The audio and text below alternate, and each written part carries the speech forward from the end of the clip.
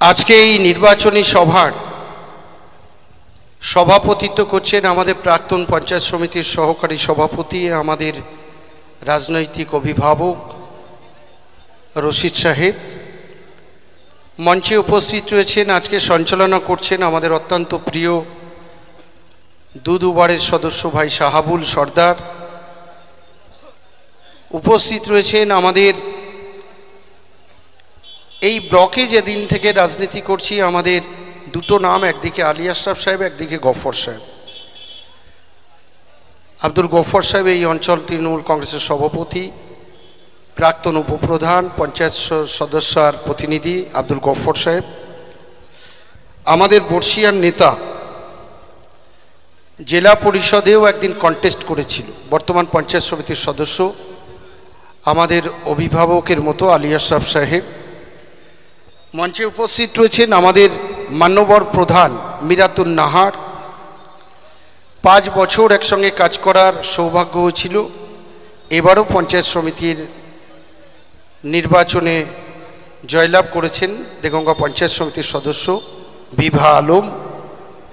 উপস্থিত রয়েছেন আমাদের একঝাঁক গ্রাম পঞ্চায়েতের মেম্বার। উপপ্রধান আমাদের বিধানবাবু আছেন, আমাদের অত্যন্ত পুরনো মানুষ, ভালো বক্তৃতা করে, মাঝে মাঝে হাসায়, এটাও দরকার আছে হাসিটা। আমাদের আব্দুল সামাদ সাহেব প্রাক্তন সদস্য, আমাদের রনিবাবু আছে, আমাদের রাকেশবাবু আছে, আমাদের শফিক ভাই আছে, আমাদের গ্রাম পঞ্চায়েতে আলম আছে, বিনা প্রতিদ্বন্দ্বিতায় জিতেছে আমাদের গোলাম রহমান ভাই আছে, আমাদের বুরহানুল আছে। ওর মুখটা কত সুন্দর, আমি ভাবি যে ও হেরেছে কি করে। মানুষ, আমরা বোঝাতে হয়তো ভুল করেছি, মানুষের দোষ না, আমাদের দোষ। আমাদের বুরহানুল আছে। আমার অনেক মা বোনেরা আছেন, এলাকার শুভবুদ্ধি সম্পন্ন নাগরিকবৃন্দ, যারা না থাকলে আমরা এই জায়গায় আসেনি। বিশেষ করে আমি আপনাদের কাছে ঋণী। আমি যতদিন বাঁচব আপনাদের এই ঋণ হয়তো আমি পরিশোধ করতে পারবো না। তার কারণ আপনারা আমাকে দুহাত ভরে প্রায় 5000 বেশি ভোটে আমাকে এই অঞ্চল থেকে নির্বাচিত করেছিলেন। এবার নির্বাচিত করেছিলেন বলেই দল আমাকে আবার জেলার একটা গুরু দায়িত্ব দিয়েছে, যে জেলাটা 33টা বিধায়ক, 5টা সাংসদ, 199টা গ্রাম পঞ্চায়েত, 22টা পঞ্চায়েত সমিতি এবং 66টা জেলা পরিষদ মেম্বার, 21টা পৌরসভা। এই রাজ্য নয়, এই ভারতবর্ষের সবচেয়ে বড় জেলা উত্তর 24 পরগনা জেলা। যে জেলা ত্রিপুরার মতো রাজ্যে যে বাজেট হয়, আমাদের উত্তর 24 পরগনা জেলা পরিষদে তার চেয়ে দ্বিগুণ বাজেট হয়। সেই জেলার কর্মদক্ষ হতে পেয়ে আমি আপনাদের কাছে ঋণী যে আপনারা আমাকে করেছেন। এখানে আমাদের সিরাজ ভাইও আছে। আমাদের এই ডাক্তার কাকলি ঘোষ দস্তিদারের সমর্থনে পথসভা, এই পথসভায় দূর দূরান্তে যারা আমাদের বক্তব্য শুনছেন, এই মাইক্রোফোনের আওয়াজ যত দূরে যাচ্ছে, আমার পথচারী ভাইরা, দোকানদার ভাইরা, ক্রেতা বিক্রেতা, শুভনাধ্যায়ী, এলাকার শুভবুদ্ধি সম্পন্ন নাগরিকবৃন্দ, প্রত্যেককে শুভেচ্ছা অভিনন্দন। পাশাপাশি 1 জুন সকাল সকাল ভোট গ্রহণ কেন্দ্রে গিয়ে ইভিএম মেশিনে 1 নম্বর বোতাম টিপে ডাক্তার কাকলি ঘোষ দস্তিদারের ভোট দেওয়ার আবেদন, নিবেদন, অনুরোধ, আশীর্বাদ চেয়ে আজকে এই পথসভায় সংক্ষিপ্তভাবে 2-4টে কথা উপস্থাপন করছি। আমি বক্তব্য দীর্ঘায়ু করব না, তার কারণ আমাদের যে প্রার্থী 9 তারিখ থেকে 9, 10, 11, 12, 13, 14, 15, 16, 17, 18, আজকে 19, অর্থাৎ 11 দিন এই দেগঙ্গা বিধানসভায় তিনি 6টা থেকে রাত 8টা পর্যন্ত সভা করছেন। এবং আপনাদের কাছে একটা কথা বলি, আজকে যে সভা, এই সভায় কিন্তু মানুষ এসেছে স্বতঃস্ফূর্তভাবে ডাক্তার কাকলি ঘোষ দস্তিদারের সমর্থনে সভা শোনার জন্য। আজকের যে ভিড় দেখছেন চাঁদকাঠি বাজারে, কলসুরে, তেমনি আপনারা দেখবেন যে আজকে চাকলায় সুবর্ণপুর কলোনিতে হচ্ছে। আমরা বেড়াচাপায় সবজি বাজারে সভা করেছি, বেড়াচাপা ওয়ানে। আমরা বেড়াচাপা ওয়ানে বেলপুরে সভা করেছি। আমরা সোয়াইশেদপুর বাজারে সভা করেছি। আমরা মঙ্গলনগরে সভা করেছি। আমরা হাদিপুর ঝিকরা ওয়ানে শানপুকুর বাজার এবং হাদিপুর পাতা মিলের ওখানে সভা করেছি। আমরা বেড়াচাপা টুয়ে গিলা বাড়িয়ায় সন্টু ডাক্তারের গ্রাউন্ডে আমরা সভা করেছি। আমরা বেড়াচাপা হাদিপুর ঝিকরা ওয়ান বলেছি, টু বলেছি, ওই আমুলিয়ায় আমরা কলাপোলে এবং সন্ধিপুকুর বাজারে আমরা সভা করেছি। নুননগরে আমরা যতীন্দ্রনাথ বাজার এবং নিমতলা বাজারে আমরা সভা করেছি। এই সভায় মানুষের স্বতঃস্ফূর্ত উপস্থিতি আমরা মনে করছি মমতা বন্দ্যোপাধ্যায়ের প্রতি মানুষের আস্থা, মানুষের ভরসা, মানুষের দোয়া, মানুষের আশীর্বাদ আছে বলেই মিটিংগুলো উপচে পড়া ভিড় হচ্ছে। এবং এর ফলে আমরা দীর্ঘদিন রাজনীতি করার সুবাদে আমার মনে হয়েছে 2019 সালে ডাক্তার কাকলি ঘোষ দস্তিদার দেগঙ্গা থেকে 1,14,000 ভোট পেয়েছিলেন এবং ভারতীয় জনতা পার্টির ডাক্তার মৃণাল কান্তি দেবনাথকে 73,000-এর বেশি ভোটে 2019 সালে পরাজিত করেছিল। এবারের এই চাঁদকাঠি বাজার সহ অন্যান্য বাজারে যে সভা হয়েছে ডাক্তার কাকলি ঘোষ দস্তিদারের সমর্থনে, ডাক্তার কাকলি ঘোষ দস্তিদারের প্রার্থীর সমর্থনে উপস্থিতিতে যে সভা হয়েছে, এই মানুষের উপচে পড়া ভিড়ই প্রমাণ করে গতবারের 73,000-এর রেকর্ড দেগঙ্গার মানুষ ভাঙতে চলেছে। এবং এই উত্তর 24 পরগনা জেলার সবচেয়ে বেশি ভোটে নির্বাচিত হবেন দেগঙ্গা বিধানসভা। তার কারণ এই দেগঙ্গার বিধানসভার মানুষ অত্যন্ত রাজনৈতিকভাবে সচেতন। তা যদি সচেতন না হতো 2021 সালে চাঁদকাঠিতে সহ অন্যান্য জায়গায় যেভাবে আইএসএফ এর বন্ধুরা তারা যে স্লোগান তুলেছিল, মানুষের মনে জায়গা করার জন্য যে কথাগুলো বলেছিল, আজও আমাদেরকে ভাবিয়ে তোলে। সে স্লোগান কি বলেছিল? শিরায় শিরায় রক্ত, আমরা ভাইজানের ভক্ত। দেগঙ্গার মানুষ 68,000 ভোটে তাদেরকে আটকে দিয়েছিল, আর আমাদের বিধায়ককে 1,01,000-এরও বেশি ভোটে তাকে জয়লাভ করিয়েছিলেন দেগঙ্গার মানুষ। আমার যেটা মনে হলো 2021 সালে বাংলার মুখ্যমন্ত্রী মমতা বন্দ্যোপাধ্যায়কে পরাস্ত করার জন্য কারা গড়ছাড়া বেঁধেছিল? আমাদের ভাইজানের দল আইএসএফ, মার্ক্সবাদী কমিউনিস্ট পার্টি এবং সর্বভারতীয় জাতীয় কংগ্রেস, তারা তিনজন জোট করেছিল। জোট করে তারা ওই একই স্লোগান, এবারে মমতা বন্দ্যোপাধ্যায়কে গদিচ্যুত করব, মমতা বন্দ্যোপাধ্যায়কে বঙ্গোপসাগরে নিক্ষেপ করব। ভাইজানরা বলেছিল সরকার আমরা গঠন করছি, যদি 200-রও বেশি আসন আমরা না পাই আমরা গর্দান কেটে দেব। একথা কে বলেছিল? আমাদের আব্বাস ভাইজানরা, আমাদের আর একটা ভাইজান বিধায়ক। আমি কাউকে আত্মসম্মানে ঘা দিয়ে কথা বলা আমার শোভনীয় পায় না। তার কারণ আমরা রাজনৈতিকভাবে বিচক্ষণতার সঙ্গে রাজনীতি করি। রাজনীতিতে সৌজন্যতা দেখানো উচিত। যে মানুষটার বিরুদ্ধে সমালোচনা করছি তিনি কে? মমতা বন্দ্যোপাধ্যায়। তার সম্পর্কে অনুভব করতে হবে। অনুভবটা কি? নিশ্চিতভাবে আমাদের বিরোধী দলের রাজনীতির কর্মীরা আমাদের বক্তব্য শুনছেন। মমতা বন্দ্যোপাধ্যায়ের অনুভবটা কি সমাজ সাহেব? জঙ্গলমহলে আশিস দেবের সঙ্গে বাইকে করে তিনি যাচ্ছেন জঙ্গলমহল পরিদর্শনে। কে যাচ্ছেন?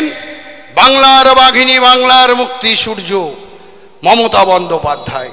তখন ক্ষমতায় আসেন। তিনি গিয়ে দেখলেন জঙ্গলমহলে বেলপাহাড়ি বলে একটা জায়গায় তিনি দাঁড়ালেন। জরাজীর্ণ মানুষ বাড়ির সামনে বসে আছে। গায়ের যে সিদ্ধারাগুলো বা আমাদের পাঁজরাগুলো এক একটা করে গুনে নেওয়া যাবে। শুষ্ক মুখ, চুলগুলো উস্কো খুস্কো, তারা যেন চোখে একটা দুর্দশার ছাপ, অসহায়ের ছাপ। বাংলার মুখ্যমন্ত্রী নামলেন। মা, তোমাদের এই দশা কেন? আমাদের দুবেলা দুমুঠো খাওয়া হয় না, আমরা পিঁপড়ের ডিম সিদ্ধ করে খাই, আমরা জঙ্গলের বিশুদ্ধ পাতা সিদ্ধ করে আমরা কোনোভাবে খেয়ে বেঁচে আছি। আপনাদের বাড়ির হাঁড়ি কুড়িগুলো কোথায়? তা বলছে, ওই দেখছেন না গাছের উপরে ঝোলানো। মমতা বন্দ্যোপাধ্যায় বলছেন, কেন? বলছে, আমাদের বাড়িতে কোনো প্রোটেকশন নেই, চারিদিকে আগোছালো, যে কোনো সময় কুকুর বিড়াল এসে ওই হাঁড়ি কুড়িগুলো এঁটো করতে পারে, সেজন্যই নিরাপত্তার জন্যে আমরা গাছে ঝুলিয়ে রেখেছি। আপনারা বাড়িতে শুয়ে আছেন, পায়ের একটা অংশ বাইরে, কারণটা কি? আমাদের মাথার উপরে ছাদ নেই, আমাদের অর্থনৈতিকভাবে দুর্বলতা। মমতা বন্দ্যোপাধ্যায় সেদিন অনুভব করেছিল বাংলার মানুষের।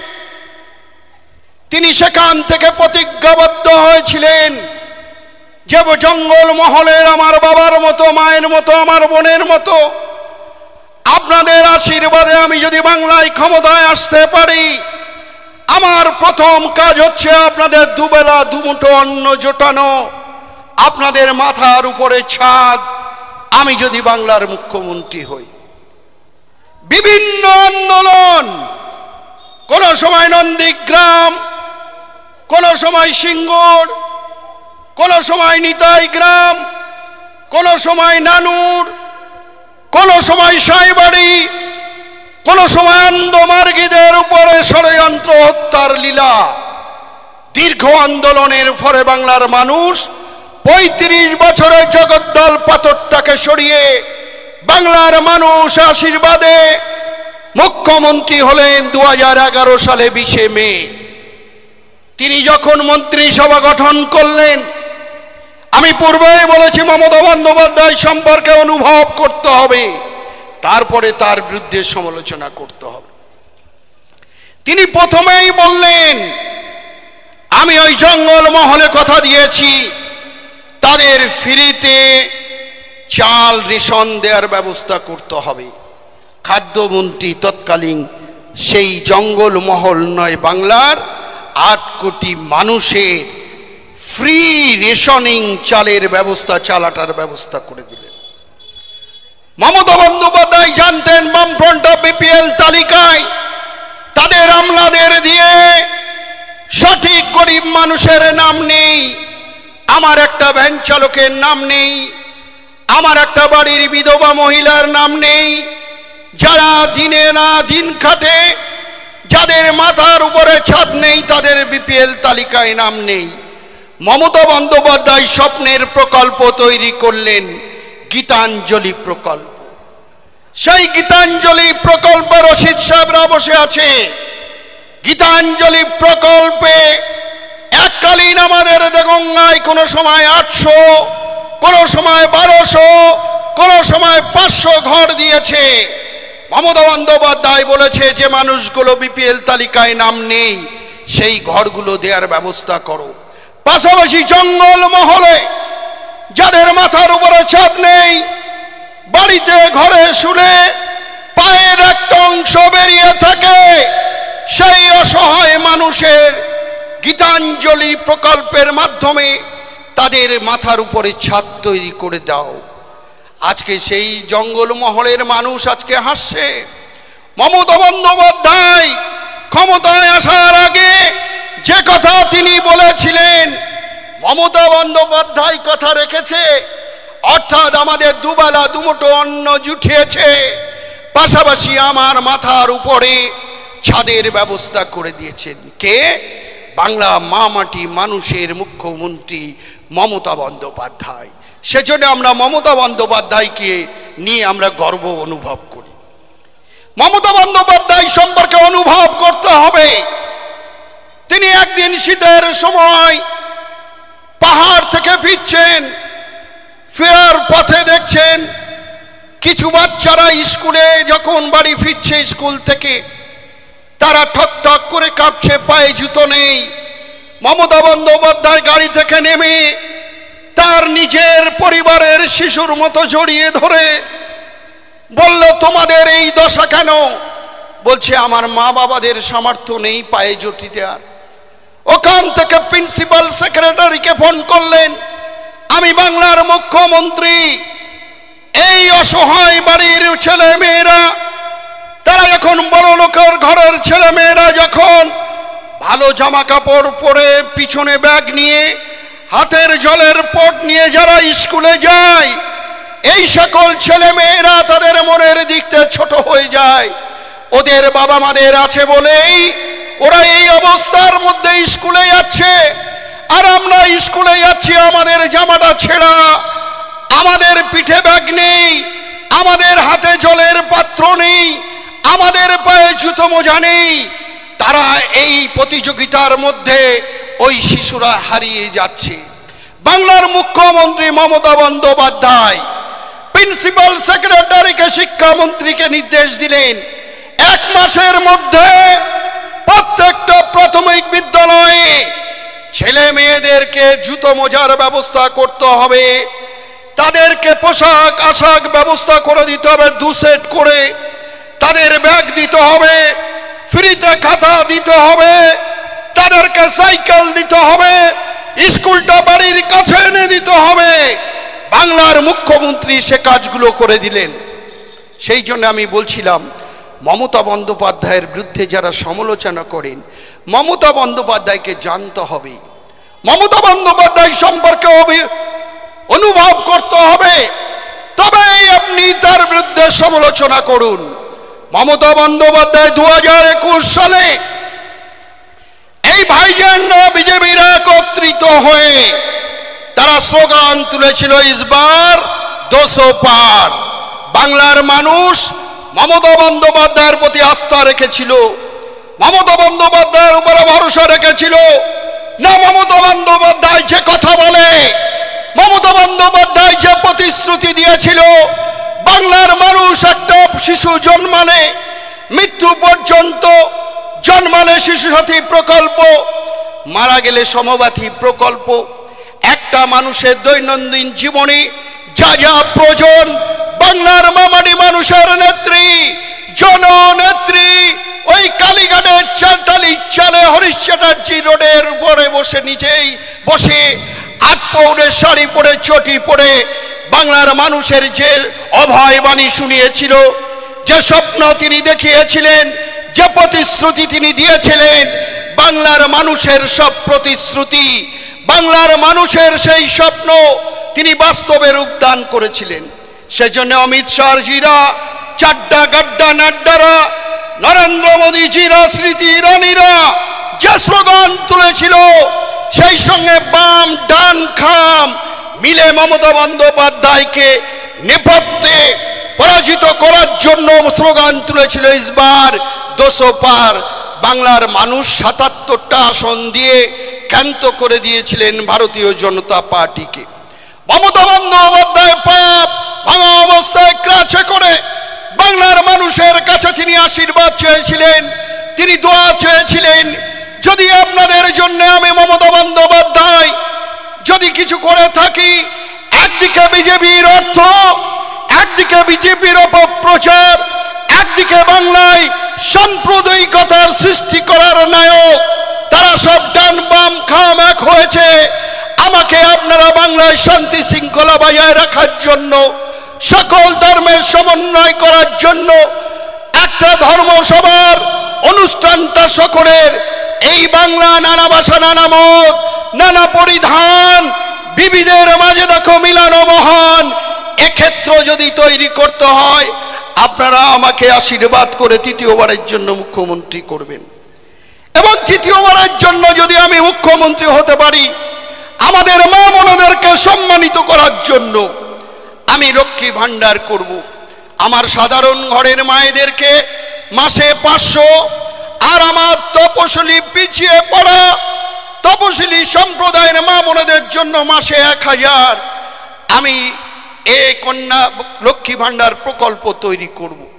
আর তিনি কি বলেছিলেন? কৃষক বন্ধু প্রকল্প আমি ডাবল করে দেব। আপনারা যারা চায়ের দোকানে বসে, বিভিন্ন দোকানে বসে আমাদের সভা শুনছেন, বিরোধীরা যারা মমতা বন্দ্যোপাধ্যায়ের বিরুদ্ধে সমালোচনা করেন, যারা মমতা বন্দ্যোপাধ্যায়ের বিরুদ্ধে কুৎসারটনা করেন, আপনাদের জ্ঞান গরিমার কাছে, আপনাদের শিক্ষার কাছে, আপনাদের বিবেকের কাছে, আপনাদের বুদ্ধির কাছে আমি প্রশ্ন রাখতে চাই, মমতা বন্দ্যোপাধ্যায়ের প্রতিশ্রুতি রেখেছে কিনা? আমরা দায়িত্ব নিয়ে বলতে পারি মমতা বন্দ্যোপাধ্যায় তার প্রতিশ্রুতি রেখেছে। অর্থাৎ আমার তপশিলি, আমার বোনেরা, আমার মায়েরা মাসে 1000 টাকা করে লক্ষ্মী ভাণ্ডারের প্রকল্পে তাদের অ্যাকাউন্টে 1000 টাকা মাসে এসে যাচ্ছে।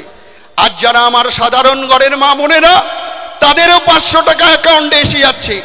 এবারে মার্চ মাসে তিনি বললেন, না, এই 500 টাকায় একটা মায়েদেরকে সম্মান আনা যায় না।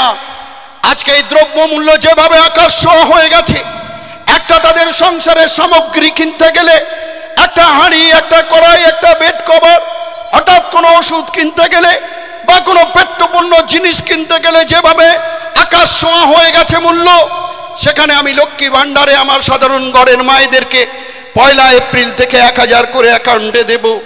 এবার আমার তপশিলি ভাই বোনের মা এবং বোনেদের জন্য 1200 টাকা দেব। আপনারাই বলুন, আমার মা বোনেরা ওখানে বসে আছেন, মমতা বন্দ্যোপাধ্যায় লক্ষ্মী ভাণ্ডারে আপনাদের আমার আদিবাসী মা বোনেরা বছরে 14,400 টাকা পাচ্ছেন কি পাচ্ছেন না? আমার সাধারণ ঘরের মা বোনেরা তারা আজকে 12,000 টাকা মাসে পাচ্ছে কি পাচ্ছেন না? আমরা দেখেছি অনেক মা বোনেরা আমাদেরকে বলতে বসেছে যে ঈদের সময় আমাদের বাজার চাঁদ রাতে করতে হতো। মমতা বন্দ্যোপাধ্যায় ওই যে বছরে 12,000 টাকা দিচ্ছে, আমরা 15-16টা রোজায় আমার পরিবারের কেনাকাটা, পোশাক আশাক আমার শাশুড়ি শ্বশুর মাকেও দিতে পেরেছি। এটা সম্ভব হয়েছে বাংলার মুখ্যমন্ত্রী মমতা বন্দ্যোপাধ্যায়ের জন্য। আর আমার আদিবাসী পরিবারের মা বোনেরা বলছেন যে আমরা একেবারে ষষ্ঠী, সপ্তমী, অষ্টমীর দিনে আমাদের বাজার করতে হতো, আমাদের পয়সার অভাবে নুন আনতে পান্তা ফুরিয়ে যায়, আমরা পুজোর সময় ভালো পোশাক আশাক বাচ্চাদের দিতে পারতাম না।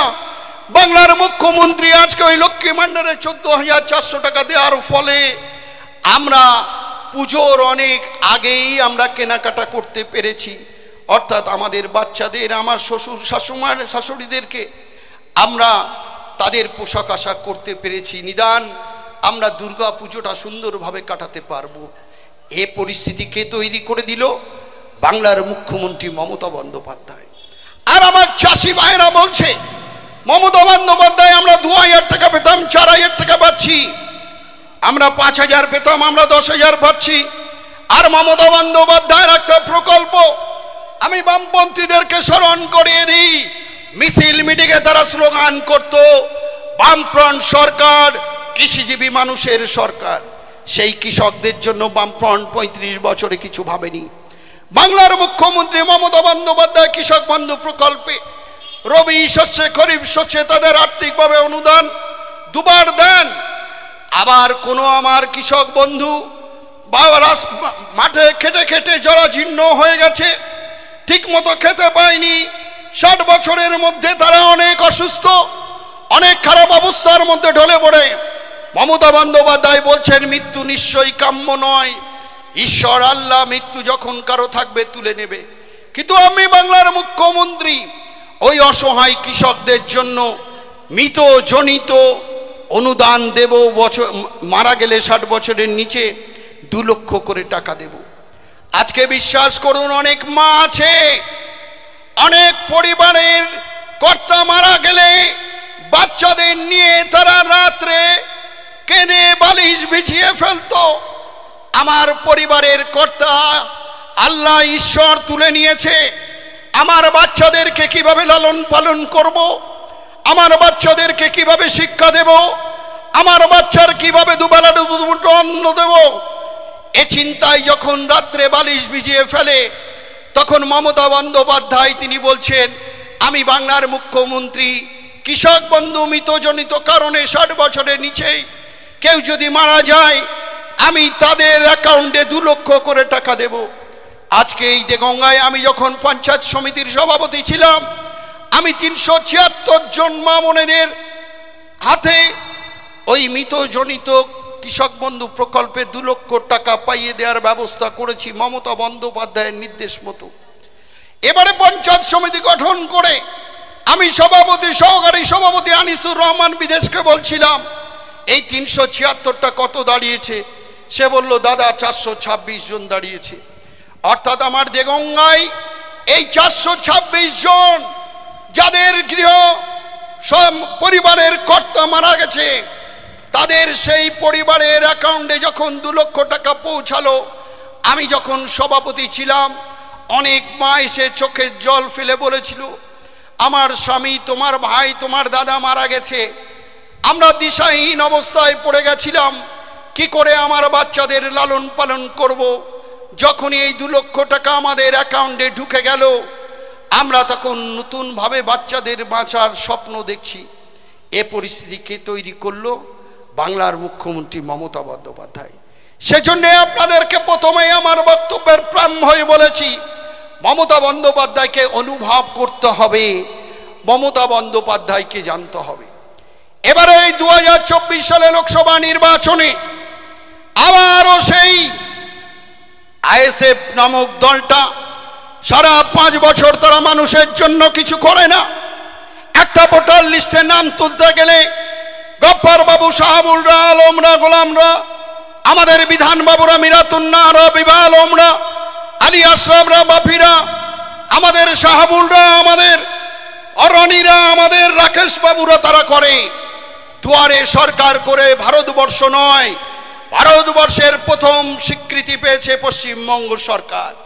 দুয়ারে সরকার করে যেভাবে কোনো রাজনৈতিক কচকচানি না রেখে, কোনো আইএসএফ, বিজেপি, তৃণমূল, কংগ্রেসকে ভাগ না করে মানুষের জন্য দুয়ারে সরকার যে সুবিধাগুলো দিয়েছিল, আজকে সারা ভারতবর্ষের মানুষ আলোচনায় চর্চিত।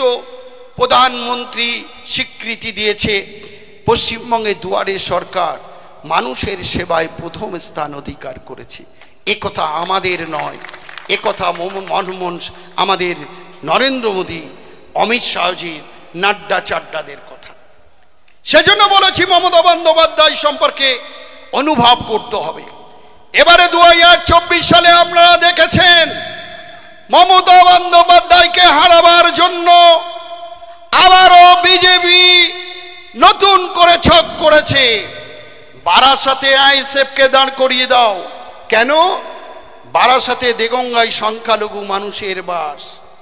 বসিরহাটে আইএসএফ দাঁড় করিয়ে দাও। কেন? বসিরহাটে বাদুড়িয়া, বসিরহাট উত্তর, বসিরহাট দক্ষিণ সংখ্যালঘুদের বাস। সেহেতু ভোটটা যদি ভাগ করা যায়, বিজেপির জয়লাভ করা।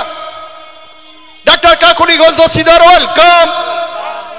Doctor Kakuli Ghosh Dastidar, welcome. Welcome, welcome. Doctor Kakuli Ghosh Dastidar, welcome. Welcome, welcome. Doctor Kakuli Ghosh Dastidar, স্বাগতম। স্বাগতম, স্বাগতম। ডক্টর কাকুলি ঘোষ দস্তিদার, স্বাগতম। স্বাগতম, স্বাগতম। সাথে রূপকার ডক্টর কাকুলি ঘোষ দস্তিদার, স্বাগতম। স্বাগতম, স্বাগতম। সাথে অহংকার ডক্টর কাকুলি ঘোষ দস্তিদার, স্বাগতম। স্বাগতম, স্বাগতম। কাকুলি দিয়েছে বারবার, কাকুলি দি 4 বার। আমাদের মধ্যে আমাদের অত্যন্ত প্রিয় সাংসদ, আমাদের শ্রদ্ধেয় সাংসদ ডক্টর কাকুলি ঘোষ দস্তিদার আপনাদের দোয়া আশীর্বাদ নিতে এসেছে। আপনারা করতালি দিয়ে তাকে সম্মানিত করুন, তাকে শুভেচ্ছা জানান, অভিনন্দন জানান। আমাদের মধ্যে এসেছে আমাদের এই ব্লকের সভাপতি, আমাদের এই ব্লকের সহ সভাপতি, দেগঙ্গা বিধানসভা নির্বাচন কমিটির জয়েন্ট কনভেনার আমাদের আনিসুর রহমান বিদেশ এসেছেন। আমরা যে কথা বলছিলাম, ডাক্তার কাকুলিগঞ্জ দস্তিদার আমাদের বারাসতের ক্যান্ডিডেট হয়েছেন। আর ক্যান্ডিডেট হয়েছেন কে? বিজেপির প্রার্থী স্বপন মজুমদার, একেবারে দিল্লি থেকে। কেন? সংখ্যালঘুদের ভোট কাটো আর স্বপন মজুমদারকে জেতাও। আজকে দেগঙ্গার মানুষ রাজনৈতিকভাবে সচেতন আছে। 2019 সালে ডাক্তার কাকুলিগঞ্জ দস্তিদারকে এই কলসুর থেকে বিপুল পরিমাণে তাকে জয়লাভ করিয়েছিলেন। এবারেও আপনাদের স্বতঃস্ফূর্ত উপস্থিতি আমাদের মনে হয়েছে গতবারে 2019 সালের রেকর্ড কলসুর গ্রাম পঞ্চায়েত। এদিকে আমাদের শাহাবুল, এদিকে রশিদ সাহেব, এদিকে গফর বাবু, এদিকে আলম বাবু, এদিকে গোলাম রহমান, এদিকে আমাদের সাবাত সাহেব, এদিকে আমাদের প্রধান মিরাতুন্নাহার, এদিকে আমাদের বিভা আলম, এদিকে আমাদের আলী আশরাফ সাহেব, এদিকে আমাদের রহমান, এদিকে আমাদের উপপ্রধান বিধান রায়, আমাদের রাকেশ বাবু, আমাদের রনি বাবু, আমাদের বুরহানুল, আমাদের সকলে একত্রিত হয়ে মানুষের কাছে এই কঠিন নির্বাচনে তৃণমূল কংগ্রেসের সমর্থনে ভোট ভিক্ষা করছি। আপনারা উন্নয়নের সঙ্গে থাকবেন। বারাসতের মেডিকেল কলেজ কে করেছেন? ডাক্তার কাকুলিগঞ্জ দস্তিদার। ডাক্তার কাকুলিগঞ্জ দস্তিদার দেগঙ্গায় 42টা ছোট বড় রাস্তা করেছেন। ডাক্তার কাকুলিগঞ্জ দস্তিদার কমিউনিটি সেন্টার করেছেন। এদিকে কলসুর, ওদিকে চাকলা, ওদিকে সোয়াইশেদপুর, ওদিকে আমুলিয়া, ওদিকে আমাদের বেড়াচাপা 2 কমিউনিটি সেন্টার করেছেন। আমি আপনাদের কাছে বলবো, দিদি বিদেশ কি বলবে না? আপনি দিদিকে দেব। তাহলে আমি আমার বক্তব্য দীর্ঘায়ু করব না, শুধু এটুকু বলবো, আপনারা 1 জুন সকাল সকাল ভোট গ্রহণ কেন্দ্রে গিয়ে বিজেপির অবশাসনকে রুখতে, যে গণতন্ত্র ভেঙে দেওয়ার যে চিন্তা ভাবনা, যে সংবিধানটাকে ভেঙে দেওয়ার চিন্তা ভাবনা, যে ভারতবর্ষে বিশৃঙ্খলা তৈরি করার যে চিন্তা ভাবনা, দ্রব্যমূল্যর বৃদ্ধির প্রতিবাদে 1 জুন সকাল সকাল ভোট গ্রহণ কেন্দ্রে গিয়ে জোড়া ফুলে ভোট দিয়ে 1 নম্বর বোতাম টিপে জোড়া ফুলে ভোট দিয়ে ডাক্তার কাকুলিগঞ্জ দস্তিদারকে বিপুল ভোটে জয়যুক্ত করবেন। এই দোয়া, এই আশীর্বাদ চেয়ে এলাকার সকল শুভবুদ্ধি মানুষ সকলকে সুস্থ থাকার প্রার্থনা করে, এলাকায় শান্তি শৃঙ্খলা বজায় রাখার আহ্বান করে ডাক্তার কাকুলিগঞ্জ দস্তিদারকে বিপুল ভোটে জয়যুক্ত করবেন, এই আশা, এই ভরসা রেখে আমার ছোট্ট কথা শেষ করছি। জয় হিন্দ, বন্দে মাতরম, তৃণমূল কংগ্রেস জিন্দাবাদ, মমতা বন্দ্যোপাধ্যায় জিন্দাবাদ, অভিষেক বন্দ্যোপাধ্যায় জিন্দাবাদ, ডাক্তার কাকুলিগঞ্জ দস্তিদার জিন্দাবাদ। আমরা 4 তারিখে নিশ্চিতভাবে ডাক্তার কাকুলিগঞ্জ দস্তিদার গতবারের তুলনায় রেকর্ড ভোটে জিততে চলেছে। আপনারা 1 তারিখে সকাল সকাল মা বোনেদেরকে ভোটটা দিয়ে তারপরে আমরা ভাইয়েরা ভোট দেব, এবং সারাদিন ভোটের মাঠে থেকে যত সময় ইভিএম মেশিন পলিটেকনিক্যাল কলেজে না যাবে আমরা এক মুহূর্ত বসে থাকবো না। মানুষের কাছে বাড়ি বাড়ি গিয়ে মমতা বন্দ্যোপাধ্যায়ের উন্নয়ন, ডাক্তার কাকুলিগঞ্জ দস্তিদার কি উন্নয়ন করেছে সে বই নিশ্চিতভাবে আমাদের নির্বাচন কমিটি জয়েন্ট কনভেনার আপনাদের কাছে দিয়ে দিয়েছে, সেটা মানুষের কাছে তুলে ধরবেন। এই আশা, এই আকাঙ্ক্ষা রেখে আপনাদের জয় সুনিশ্চিত ইনশাআল্লাহ। উপরওয়ালার প্রতি আস্থা ভরসা রেখে আমাদের জয় নিশ্চিত। এই কথা বলে আমার ছোট্ট কথা শেষ করছি। এখন আমি বিদেশকে বলবো, তুমি কাকুলি দিকে বলার জন্য